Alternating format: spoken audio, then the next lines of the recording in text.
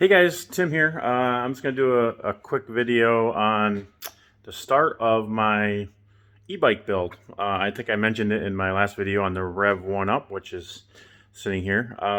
Been enjoying it a lot and decided, hey, I want to build my own from scratch because that would be fun and give me a product that, maybe doesn't exist out there, or is a little better than what you can just buy off the shelf. So today I got the first big component of that, and I just wanted to give you guys a quick overview of that part, and that's it. So this is the hub motor that I decided to go with. Now that they do offer a kit off of Amazon, I think it's NB Power, for a 170 millimeter dropout that would actually kind of drop into your Rev 1 if you wanted to upgrade your Rev 1. My new build, my new frame is 190 millimeter dropout, so I basically custom ordered this from the same company and had to make some changes.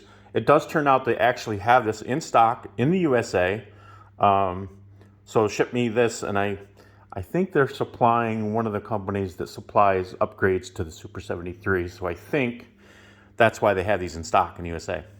So basically I'm getting that. And the other thing is I wanted them to build me a front wheel that matches their rear wheel. So that's coming from China. They didn't have that in stock in the USA, but that's just shipped today. So I just want to go over this hub motor and why I chose it.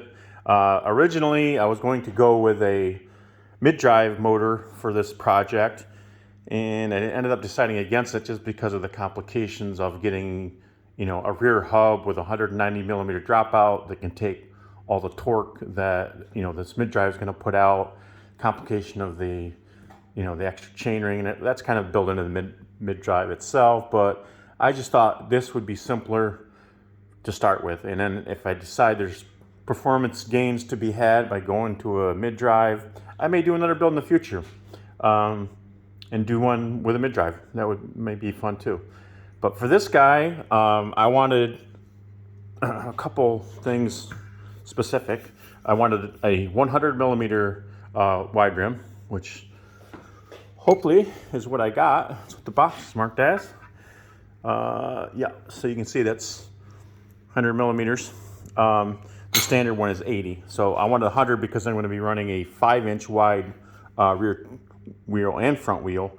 I'm actually getting the tires from Super 73. I like those big aggressive Grizzly tires, 5-inch wide. So those are be here next week, I hope.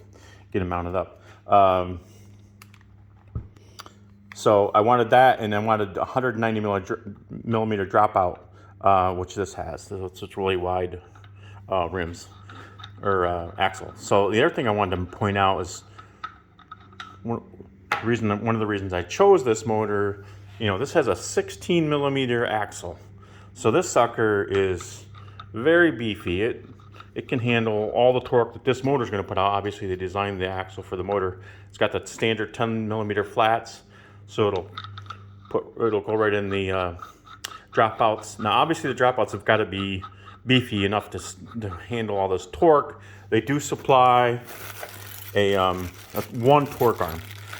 Whether I use this one or not, or make my own, I don't know, or whether maybe the frame is going to be good enough as it is, because I noticed the frame I have, they put extra plates to make it thicker on the dropout section. So it's going to be pretty beefy, I think, as it is. We'll see. And so that's kind of why I went with this motor. It's pretty nice. I'm pretty happy with the components. It's got 12 gauge spokes, which are strong.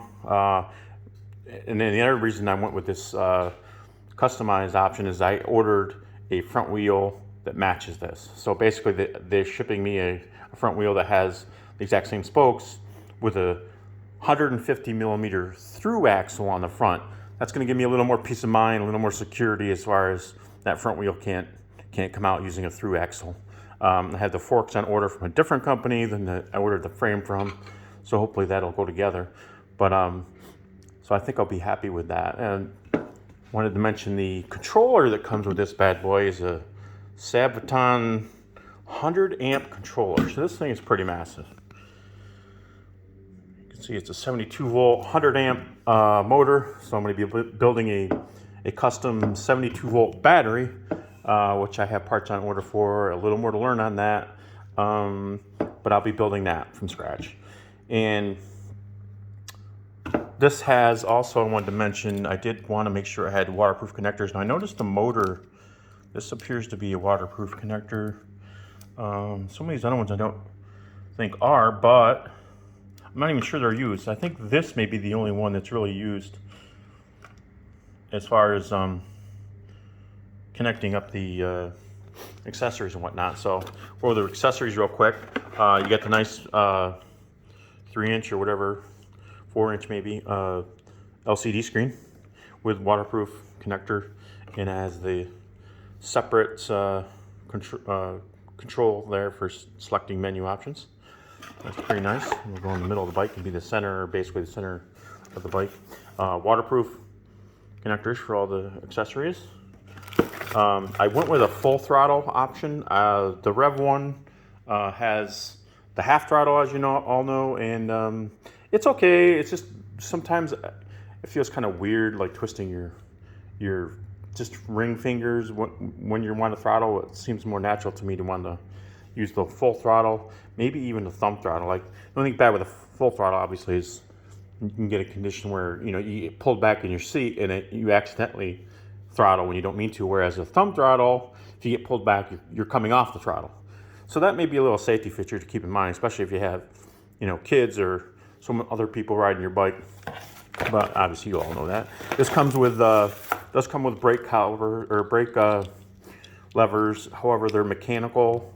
It does have the electric cutoff, but I probably won't use these because they're mechanical, and I'm probably going to go with 4-disc hydraulic brakes because this is going to be running some 5-inch massive tires. This thing is massive, this tire or this rim, so I'm going to want some good brakes. It does come with some kind of security system. Looks like an alarm with a remote. Don't know how that works exactly yet, but worry about that when we get to it. As I said, it does come with a torque arm. It's pretty chintzy torque arm, not much to it. But that's it. I just wanted to give you guys a quick overview of the hub motor. And basically, this build, I want to build a bike that's geared for going anywhere. So it's going to have some big aggressive tires. I'll probably use it on the street more than off-road, but I want it to be able to go anywhere. I kind of have a theme in mind, kind of just a survival bike, if you would. So in that theme, I will be selecting components for, being rugged, surviving the elements, and getting me to wherever I want to go. So it should be fun. Next video will probably be the frame. Hopefully be here next week, or not next week, probably maybe 2 weeks. It's not even in the US yet.